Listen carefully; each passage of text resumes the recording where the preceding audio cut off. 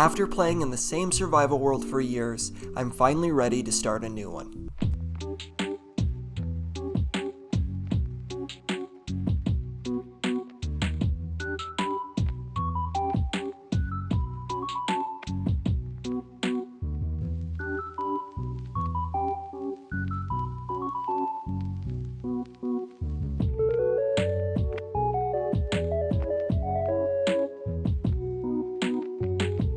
A question I get all the time on TikTok is how I stick with the same Minecraft world for so long, and that's a good question. The best piece of advice I have for sticking to a new world is plan your first build ahead of time. For me, that first build is a guiding star. It gives purpose to everything I do and gives me a clear vision of where I'm heading. For this world, that first build is the Stronghold renovation project. I want to take a default Minecraft Stronghold and turn it into a fully functional and beautiful starter base. If you're here just to see some building, you can skip to this time in the video. That's when I start working on the Stronghold. If you want to see the journey of how I get there, stick around. I've done my best to make it as cinematic and interesting as possible. My early game strategy revolves entirely around getting an enchanting table. That's the item that will propel you into the late game the fastest.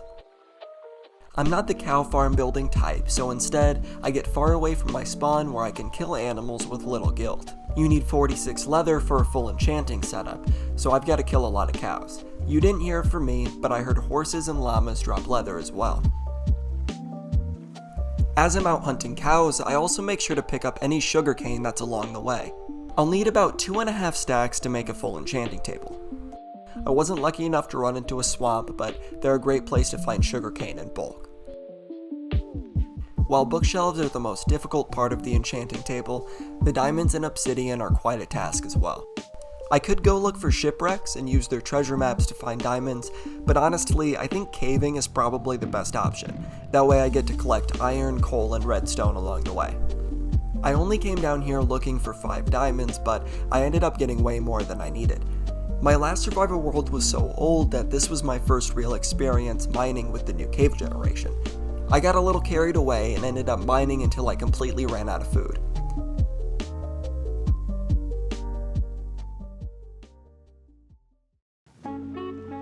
On my way back to spawn, I killed all the animals that I saw.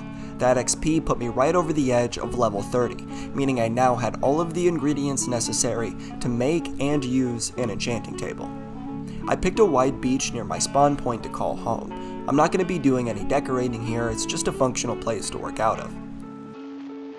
I used my first 30 levels on a pickaxe and scored Unbreaking 3, Efficiency 4. Not bad at all. In my opinion, mining nether quartz is the best way to get XP early game, so I grabbed my new pickaxe, set up a nether portal, and crossed my fingers for a good spawn.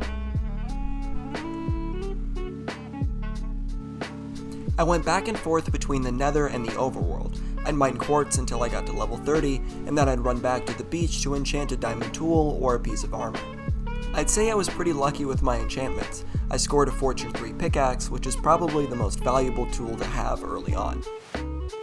Once I was satisfied with my starting gear, I turned my focus towards finding the Stronghold. Unfortunately, that meant spending more time in the nether.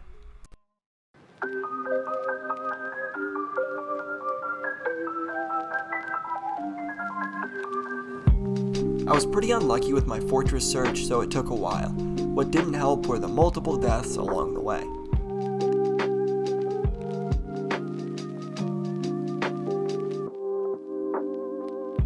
Eventually, I found a fortress and get all the blaze rods that I needed. Plus a few extra just in case I want to brew potions down the line.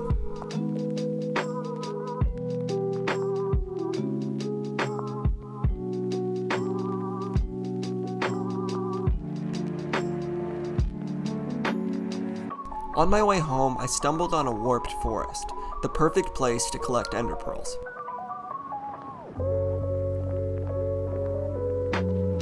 I fought Enderman the cowardly way, but regardless, I got the 16 ender pearls that I was after.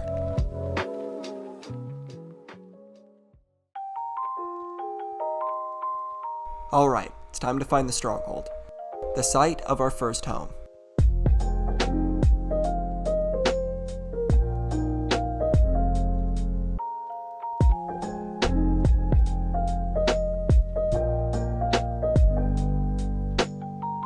After going through a few Eye of Ender, I finally found myself here, the site of the Stronghold and by extension, our first home. This terrain was actually the main reason I chose this seed.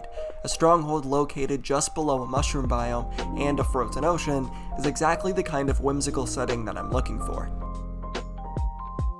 I broke into a nearby cave and started searching for the stronghold. Maybe it was the nearby mushroom biome or the ocean, but it felt like there were more mobs down here than usual. I'm hoping that plays into our favor later on when we build a creeper farm.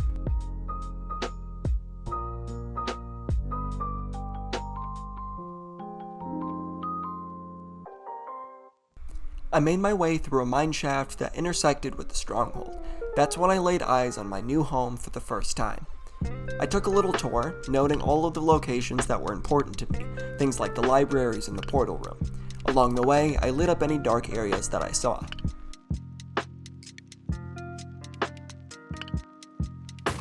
I want to be able to go from spawn to the stronghold very easily, so I set up another nether portal and started working on a road. For now, it doesn't need to be the fastest or the prettiest, it just needs to be safe.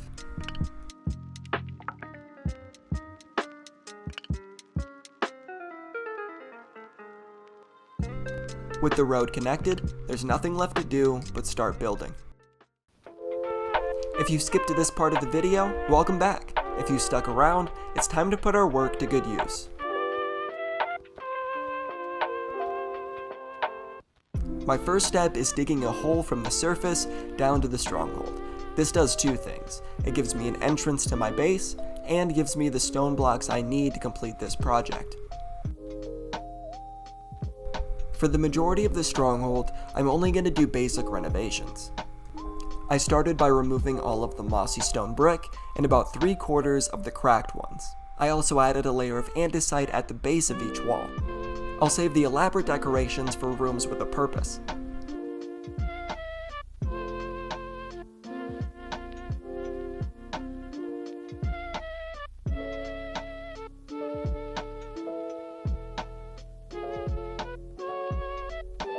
On to the portal room. One of my biggest concerns going into this build was making sure that it still felt like a stronghold by the end. I didn't want to completely remove the structure's original identity. However, I also didn't want to live in a stone brick asylum, so I came up with a solution to fulfill both needs. I only plan on introducing 2 new colors into the stronghold, oak and red. For whatever reason, these colors feel very early game Minecraft to me, and they match the stronghold as well. Maybe it's because both colors are present in the library room. I did my best to preserve the iconic features of the portal room, like the lava in the corners and the iron bar windows. I think my favorite addition is the indent in the wall behind the portal. This will eventually be where we proudly display the dragon egg.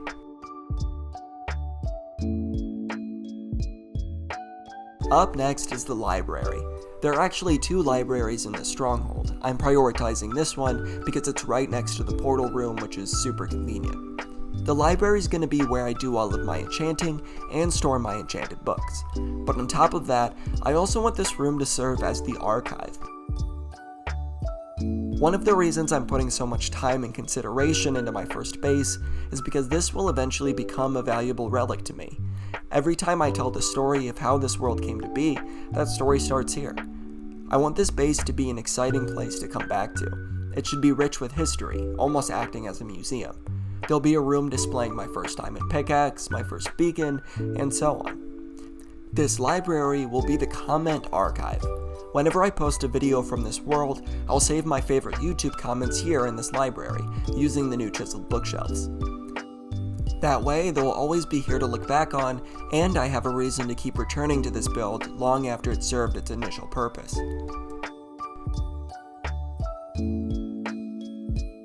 My favorite part of this room is the oak fence chandelier. This was part of the original room as well, I just made a fancier one.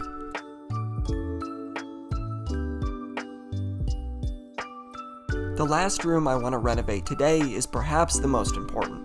Right next to the portal room there's this hallway with nothing but a single chest. I placed down a few more while I've been working here, but it's time to make it official. I'm converting this hallway into my new storage room. This is the last room I'm going to be renovating today, but the Stronghold base is far from finished. I plan on renovating more rooms with each video that I post from this world. Each room will come with some kind of purpose, maybe a map room or a potion brewing area, or a room to display all the music discs. Basically, whatever I feel like building at the time. As this series goes on, the base will become more developed and it'll be a nice side project to accompany whatever the main topic of that video is. In my next video, I'm gonna build the entrance to this base, which will happen to double as a creeper farm. It will be a recreation of the end pillars, but made out of gray and mossy blocks instead of obsidian. In the very center will be the entrance. I'm thinking a giant cherry tree, but we'll have to wait and see. I hope you enjoyed this video. The build we did today isn't nearly as flashy as the rest of this series will be, but it's an important part of this world, and I'm proud of how it turned out. Thank you for being a part of how this world came to be.